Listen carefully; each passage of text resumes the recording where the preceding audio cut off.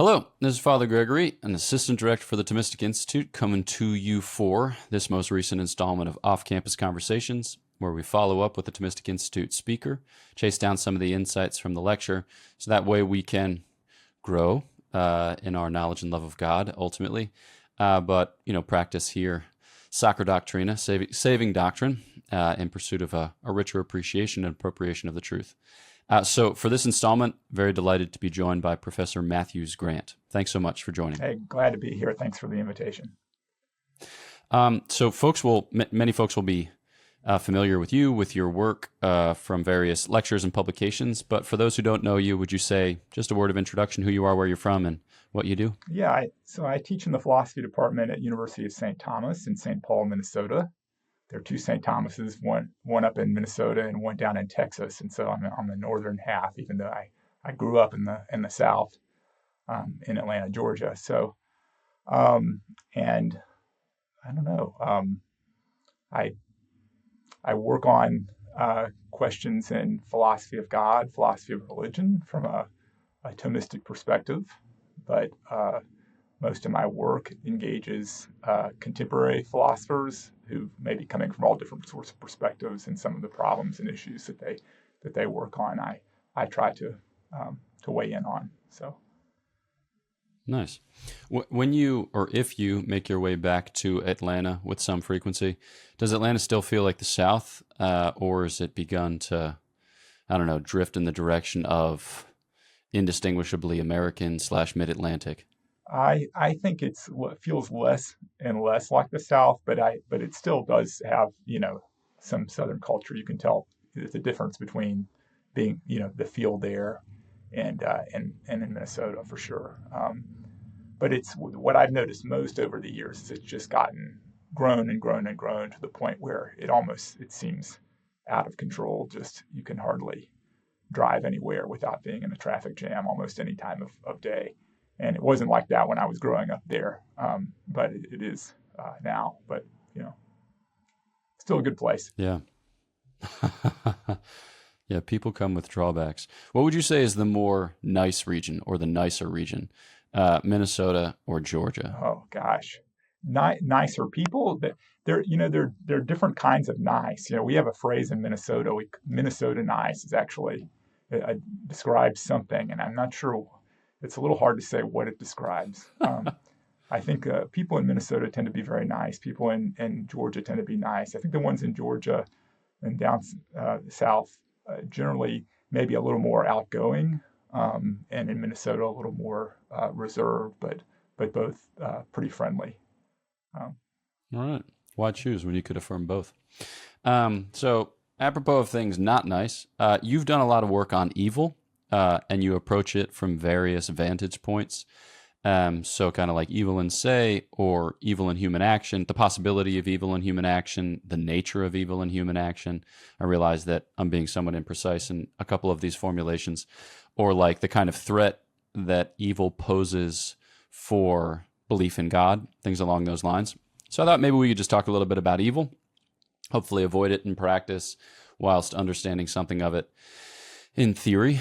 What would you think is a good kind of working definition of evil, whether taken from the tradition or cobbled together from various helpful insights? How do you typically broach the question, with your students or in an academic presentation? Yeah, I do have a pretty traditional view of evil, where I understand it to be a privation of good, so a lack of good that a thing ought to have, and so it's evil is always something that is affecting a subject which is in itself good, but is deprived in some way. Maybe not as good as it ought to be, given its nature or purpose or something like that. And I think that goes for you can think of both sort of natural evil that way, and you can also think of moral evil that way. And so I think it's a kind of a broad way of understanding. You might say that sort of the broad ontology or metaphysics of evil. It doesn't understand evil to be actually a being or an entity, but actually the lack of some entity, the lack of some perfection. Yeah. I suspect that folks have an easier time understanding physical evil or natural evil in the sense that, like, yeah, clearly this mammal should be able to see, but it's blind, and we would say that's an evil. Or clearly, like this planet ought to be an oblate spheroid, but because it was crashed into by an asteroid, now it has a big pockmark. We would recognize that as a kind of evil. I think people have greater difficulty recognizing like what's evil about moral evil, at least in metaphysical terms.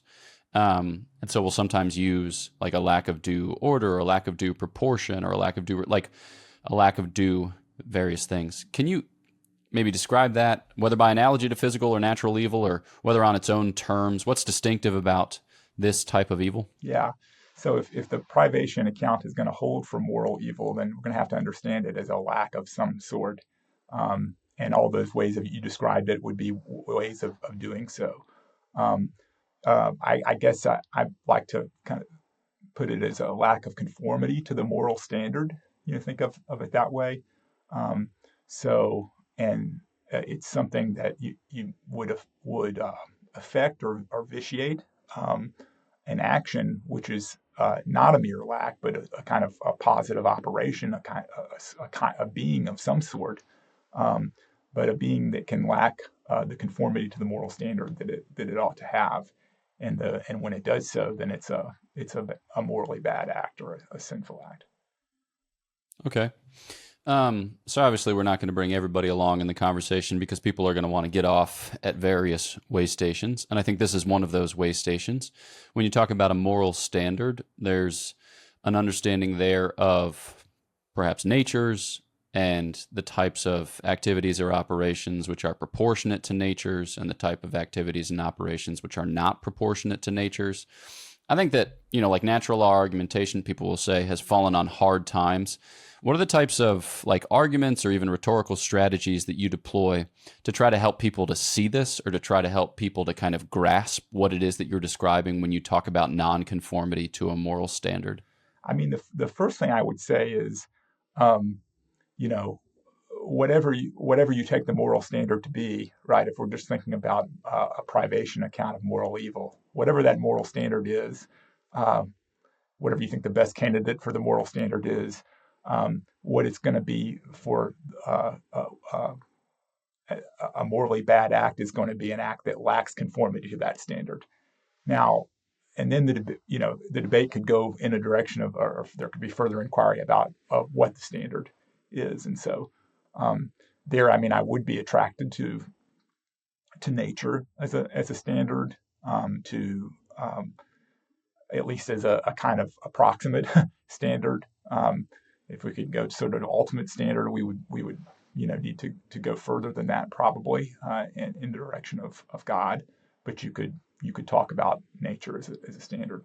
But for somebody who wants to, who recognizes some other moral standard, I think you could still think of moral evil as a privation of conformity to that standard. Okay.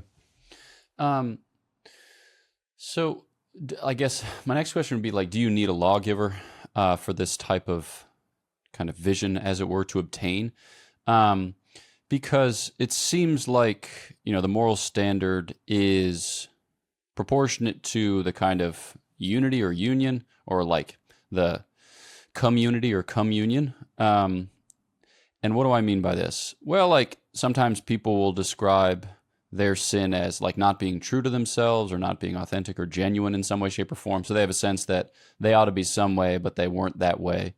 Now, how they construe that particular sin, it just varies according to time and place and circumstance. And then you'll have another kind of acceptation where you might prove yourself unfaithful in a relationship, or you might lie or cheat or steal or manipulate or control in a way that doesn't respect the other person, or doesn't respect the relationship which you and the other person take to obtain.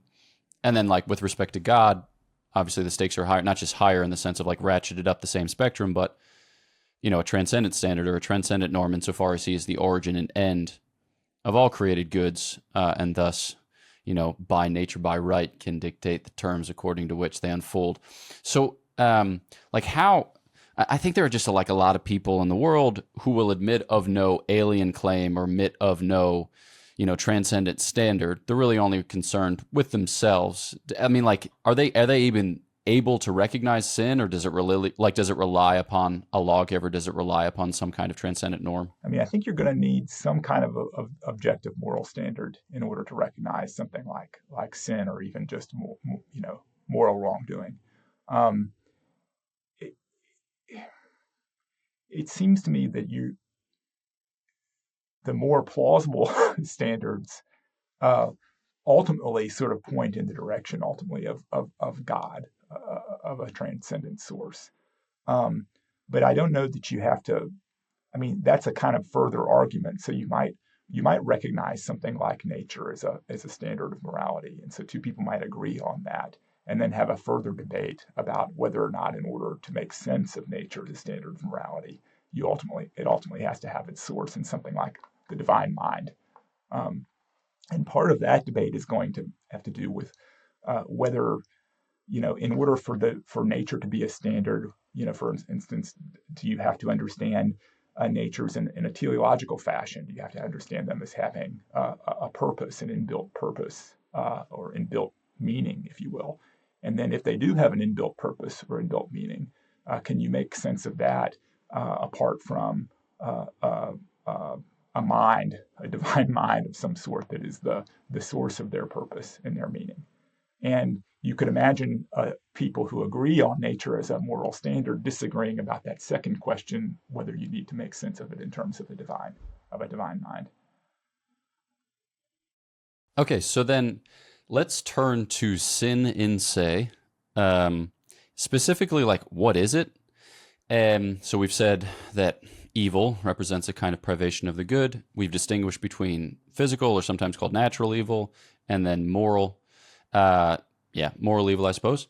But when it comes to the actual act, like when one posits an act to which moral evil attaches, like the question is, what exactly is going on? Because you have various voices in the tradition which take a good hard look at that and say, I don't really know what's going on. I'm thinking especially of St. Augustine in the Confessions. I think it's in Book 4 when he describes his motivation for taking the pears, even though he didn't delight in their taste, he didn't delight in their appearance. He wasn't actually hungry. Maybe it was because of his fellowship, but at the end of the day, he can't quite account for what's going on there. So maybe could you shed some light on the choice? Like, what's the type of causality which is at work in a sinful action or in an action to which moral evil attaches? Sure. Yeah. So I think we're motivated by something that attracts us. Something that we judge to be good, whether it's good or not, and we can sometimes act for some end that we think is good in a way where the action still lacks conformity to the moral standard. So, theft lacks conformity to the moral standard. It lacks conformity to justice. We shouldn't take, what belongs to another. But we can be motivated to do that, as St. Augustine was. Now, he struggles with what his motivation was, but I suspect it had something to do with camaraderie, friendship, right? Enjoying something, with his buddies, an act of sort of daring, kind of a perverse act of daring, if you will, which explains why he did what he did. And I take it, most sins are like this. If we scratch enough, we'll see that they have some sense of what the motive is behind it. Yeah. And St. Augustine will add that we can account for the sin kind of in its genealogy or in its development by appeal to ignorance, like we don't wholly know or we don't fully know what it is that we're doing, by appeal to malice, like sometimes we're just hell-bent on twisting the knife or sticking it to the man or whatever else, or weakness, in which concupiscence is kind of tucked away, the sense that because of fell customs or vicious habits or inflamed passions, sometimes our evaluation of what's good and our clinging to that can be off kilter or out of whack. And yet still you have to account for the fact that you posit something which at a certain level you recognize is not for your, most principled good or most orderly good, but is in effect choosing one particular good to the exclusion of other higher yet more excellent particular goods. So, accounting specifically for sin as a kind of self-destruction or sin as a kind of madness, it turns out is still somewhat difficult. I don't know, like in your own work, in your own academic work, have you identified particular places in which that kind of mystery of iniquity lodges in peculiar fashion? Have you kind of chased down insights so as to identify places which you find still especially bewildering or bemusing? Or, I don't know where your research has led you on this particular issue. Yeah, I mean, my research hasn't gotten that much into that question. That's a question I've more thought about with respect to my own life. My own sins and failings. Now, usually, if I reflect enough, I can see what they were.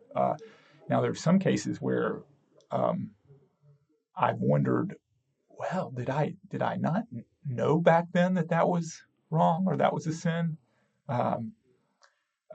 Often, maybe I had, when I reflect back, I had some sense that something I did was wrong, but it was.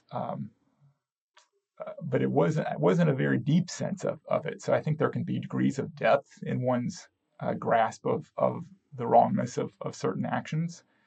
And depending on one's culture, one's environment, it can make it very easy to sort of have a lot of confusion about those matters and a kind of maybe a weak sense that something is wrong, in which case you're vulnerable then to whatever your passions happen to be or whatever it is that's attracting you to the sinful act in that moment. If you don't have a very deep grasp of the wrongness of the action, you're that much more as it were, vulnerable to performing the act. Now, I say vulnerable, it makes it sound like the one who's sinning is a victim there. Maybe is, maybe isn't in a way.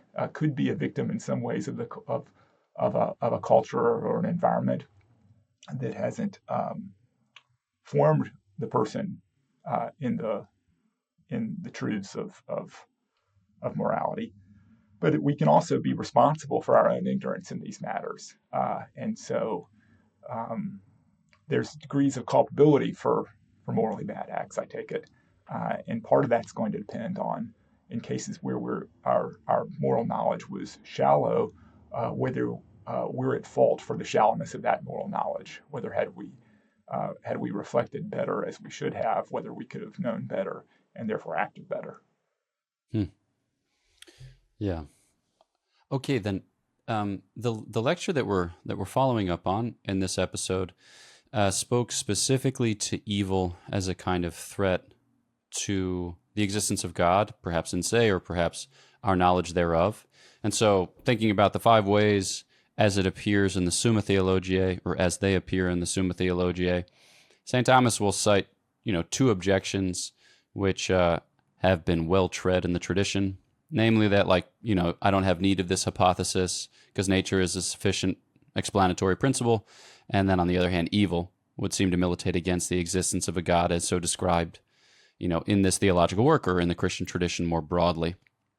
So what is it about the existence of evil that represents a threat for theism, for theists, in this kind of context? Yeah. So I think many think that evil is evidence in some way against God's existence, where God is thought rightly to have certain kinds of attributes that seem to be inconsistent with the sort of evil we find in the world. And the attributes in question are his goodness and his omnipotence. So you might think if God is good, wholly good, all good, that he would want to eliminate evil as much as he can. Evil's bad, right? So an all good being would try to eliminate evil to the extent that he has power.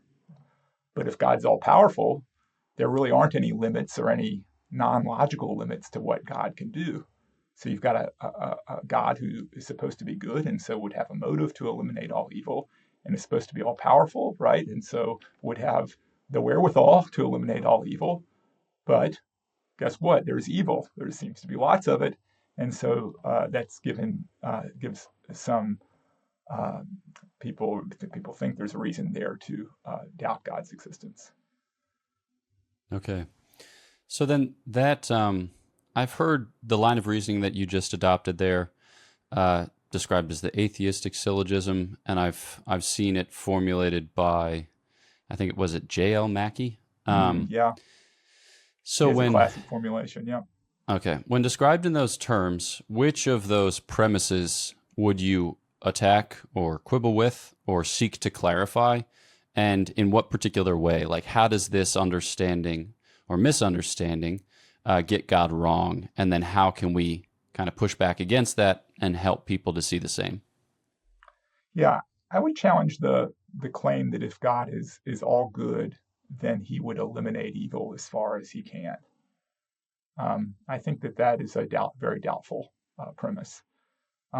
You can understand why someone would think that. Somebody might think, well, isn't that what an all good being would do? Is get rid of evil as much as possible. But when you reflect a bit more, you realize that it could be the case that God really couldn't get rid of all evil without also um, removing certain goods or the possibility for certain goods. And so there might be a reason for God to permit evil in the world for the sake of the goods that require that evil or that those evils make possible. And I think that's something like that is at least part of what St. Thomas would say in response to the argument from evil. Okay. Maybe we can approach this from the question of physical evil and then moral evil. So with physical evil, we can think of a kind of maybe Buddhist objection as if God were responsible for the minimization of suffering. But it seems like in a universe where you have physical things, some of which metabolize other of those physical things for the upbuilding of their own corporeal nature, that it's always going to involve, like at least on our present conception of the law of conservation of matter, some breaking down and building up.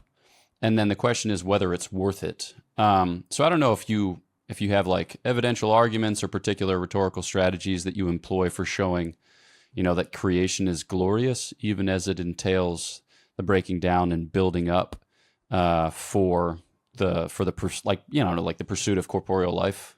Yeah, yeah. I mean, lions are amazing things, right? Would the world have been better off had God not created lions? Or if he had created lions, but declawed and defanged them, or left the claws and fangs in, but somehow never, permitted them to sort of do their lion thing. It's not obvious to me that would be a better world. So, I think you're right to point out that there's certain kinds of beings that of their very nature are vulnerable to death, corruption, decay, material things. I guess not all material things are subject to death because not all of them are living, but they're all material things, by their very nature are subject to corruption and decay. For living material things, that means subject to death. If they're sentient, right? That is, they have, they can feel, they can desire, experience pleasure and pain. If they're sentient, living material beings, then they're subject to pleasure and pain. And I think a good way to ask the question is not so much would it have been better for God not to have created natural evil, because the real question, a better question would be, would it be better for God not to have created material beings or not to have created sentient material beings? Because God really can't create these things or can't create them and let them live in accordance with their good natures without their being natural evil. I think if you put the question that way, I think it's not, the answer isn't so obviously. Of course, God should not. If you put the question, should God have created a world without natural evil, I think a lot of people, their initial response is going to be, yeah, of course. If you say, well, should God have created a world without material living creatures or sentient creatures? I think they would say, well, no, that's not obvious. We at least need to think about that. Yeah. And it helps us to refine our understanding of the purpose of creation, because I think often enough our thoughts run in a kind of workaday rut where we think like, yeah, God created for some use or for some utile purpose, like we're here as kind of bond servants or vocation slaves, so as ultimately to acquit ourselves admirably of whatever holy task is assigned to us. But at the end of the day, I suppose there's a particular vantage point from which something like that is true. But ultimately, God created us because he thought we might like it. God created us for his glory and our salvation, to impart the possibility and the reality of a share in his divine life. And so that being the case, right, there could be better or worse ways of going about it, but I don't think God is so much motivated by a best possible world in the sense of the optimization of the material conditions of the universe in which we find ourselves, because that's not what he's about, right? He's about something different. And, I think a Christian is inclined to say he's about something better, using better there analogically. But like to discern that purpose is part of the task of, Christian contemplation, whether of a philosophical or a theological sort. But yeah, I think it's just our minds are readily disposed, perhaps by the weight of our post-lapsarian state, to just try to find a kind of, workaday purpose in the plans of God, when his purposes often defy our workaday explanations in a way that's great. In a way that that invites us further up and further into a participation in his providence. But yeah. Okay, so maybe moving on then from physical evil and turning then to moral evil, this is the harder objection, because in approaching the mystery, you get the distinct impression it could have been otherwise, which is terrible. And yet you'll have voices in the tradition like that of St. Augustine who say that God wouldn't permit evil to befall, except he could bring about from it some good. And I think that people might recognize this on a literary level or on a poetical level, but they find it difficult to affirm on a philosophical or theological level. Could you lead us through, the type of work that we need to undertake in order to appreciate what God might be permitting or what God might be doing here in the permission of evil? Yeah. We don't always see it, but yeah, like St. Thomas will cite that passage, and I endorse that passage from Augustine, that God wouldn't permit any evil unless he wouldn't draw good from, or won't draw good from. So you might think that for every evil God permits, there will be some good drawn from it. I take it that's a Christian hope, that in a way, a kind of trust in God, that the evils that we find in the world are permitted for some good reason, and the evils that afflict our own lives and the lives of our loved ones are permitted for some good reason. So what might those reasons be? In some cases, they might be permitted for the sake of the good of the whole, in a way, of the good of the cosmos. So there might be certain goods that could not be, as it were, realized or instantiated in the cosmos if it weren't for natural evil or moral evil. But we might also think that God permits these for the sake of the individual's own good. So suffering, for instance, suffering various kinds of natural evil can direct us in various ways towards God. One thing that it helps sort of individually and sort of communally is helps us realize that our happiness is not ultimately to be found in anything short of God. So we might well be tempted to think that if the world weren't a vale of tears, as it were, if there weren't so much suffering in the world, if the world were a sunny day at the beach in a hammock, we might well be tempted to think that we were already in heaven. But in fact, the good of a sunny day on the beach in the hammock is lovely as that is far short of what God wants to give us. So, I mean, I'm just using this as an example of the way in which the experience of evil in the world can be conducive to our own good by directing us towards to our end in the infinite goodness of God, and not so that we'll be less inclined to be complacent in the lesser goods of this world that ultimately don't satisfy us completely, and which were not the goods for which we were created. Similar sorts of things, there are other things one could say, but that's a sort of a for instance. Gotcha. Yeah, I suppose then, so thinking about moral evil and its permission, some people will use this kind of free will defense as an argument or otherwise to say, well, God, in permitting moral evil, he upholds the good of our freedom. Do you think that's a good strategy? Do you think that's a bad strategy? I know it's contested if you don't feel like inclined to take a stance on it. That's totally fine. But I don't know. Do you argue in that vein? I don't think it. Well, I think it's a good strategy, but I don't think it ultimately. I'm inclined to think it's not true in the end. Because I think it's a good strategy on the assumption that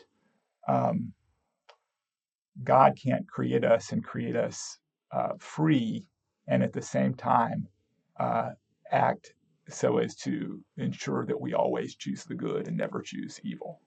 Right. So if you take that assumption that God's creating us with free will rules out God's having, as it were, providence over how we use our freedom, then I think the free will defense is a good response to the problem of moral evil. The thing is, I think I don't agree with that assumption, and so I've got to say other things, maybe which many people would think makes it responding to the problem of moral evil much more difficult.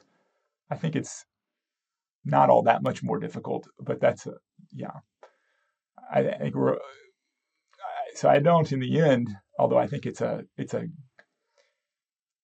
good answer in the sense of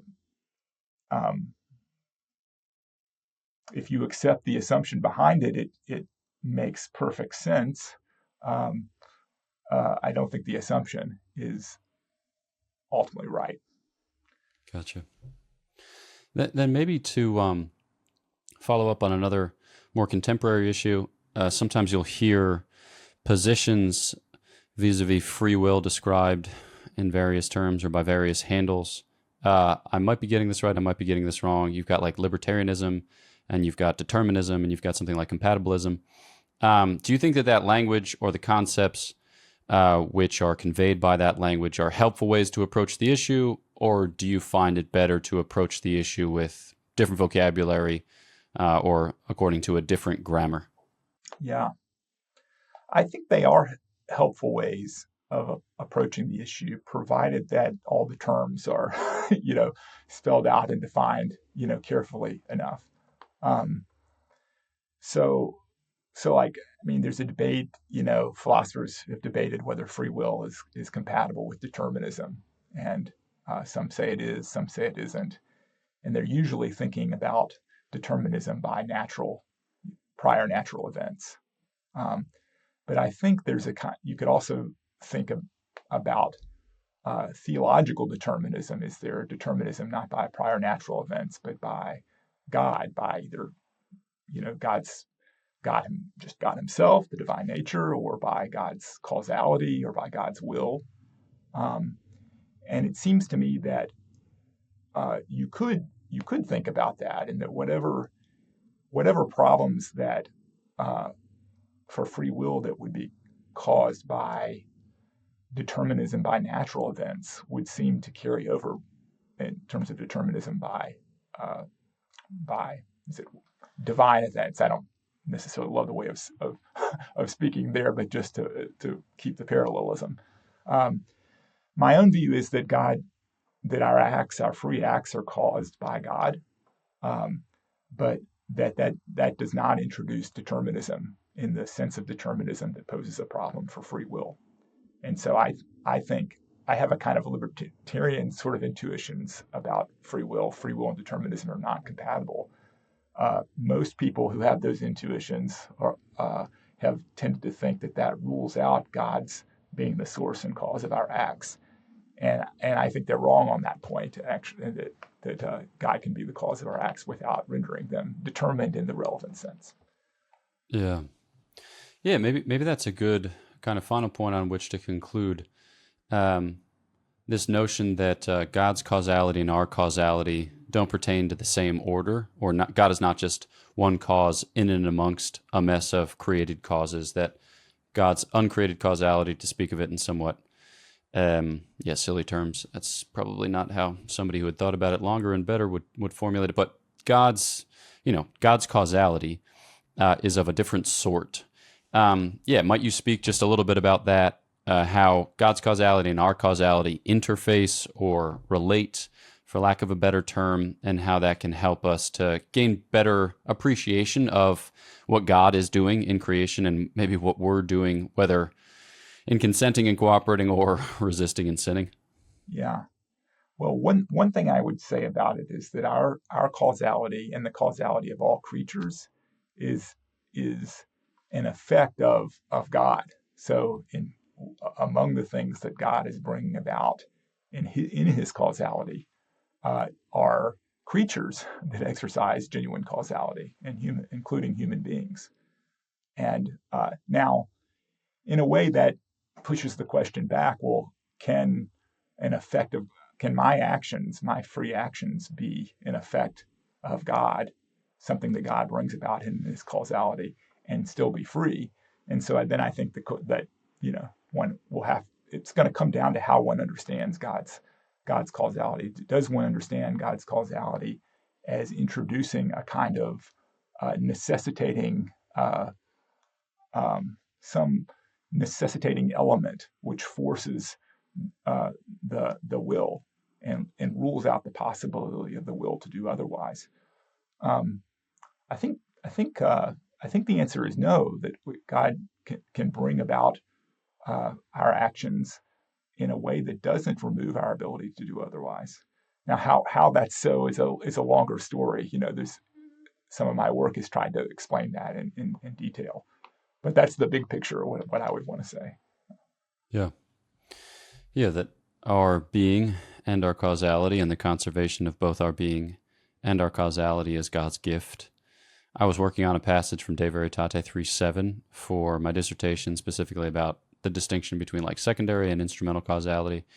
And it's an especially beautiful truth, but one that I think many of us find difficult to understand because, it just falls outside of the bounds of our ordinary, like this billiard ball hits that billiard ball understanding of how things change or how change is brought about. So it's a bracing thought. It's a sobering thought to think that God is at work in and through us, that something can be 100% God and 100% us without posing any real problem. It's amazing. Yeah. It's beautiful though, but it's some people think it's gobbledygook, that they hear that and they just think how is that possible, right? They think the same effect can't be 100% from the creature and 100% from God. But when you ask for the argument that's supposed to show that it can't be, I've yet to see the argument that shows it. So perhaps there isn't one. There may not be one. Yeah. Good. Well, maybe as a final word, I know that you have, a lot of good things happening there at St. Thomas, philosophy department, theology department, Catholic studies program. You've got a seminary, all kinds of wonderful things afoot. Could you just describe for our listeners a little bit as to what's going on there? Yeah. A lot of good stuff. I mean, you've named a bunch of them. So I just have been teaching incoming seminarians at our college seminary, St. John Vianney College Seminary, this semester. Just gave a group of them their final exam this morning, actually, and they're a great fun. But it's a thriving college seminary. At one point, it was, I think, the largest college seminary in the country. I don't know if that's still the case. They had to intentionally downsize at one point because they were overflowing, and it got to be, it wasn't as good for community and formation having people out in all these satellite houses. So they're a wonderful group, and then a strong major seminary Catholic studies program, excellent. The philosophy department here, my own home department, is there's so many great colleagues doing great work and serving the sustaining and developing Catholic intellectual tradition. So it's a wonderful place. It's a beautiful campus, and it's really nice in late spring or summer. And if you like snow, and the winter too. Not that we've had any yet this winter, but yeah. So come visit. There you go. Or if you just prefer to fly Delta and you can't stand a layover in Detroit, maybe Minneapolis, St. Paul is the place for you as well. Yeah, it's a nice airport. It is not unpleasant. Good. All right. Well, thanks so much for taking the time. Thanks so much for the conversation. Yeah, thank you. Appreciate it. All right, turning to you, the listener, thanks for tuning into this episode of Off-Campus Conversations. If you haven't yet, please do subscribe to the Thomistic Institute podcast on YouTube or on your podcast app, so that way you can get sweet updates when further things come forth. And know of our prayers for you. Please pray for us, and we'll look forward to chatting with you next time on the Thomistic Institute podcast.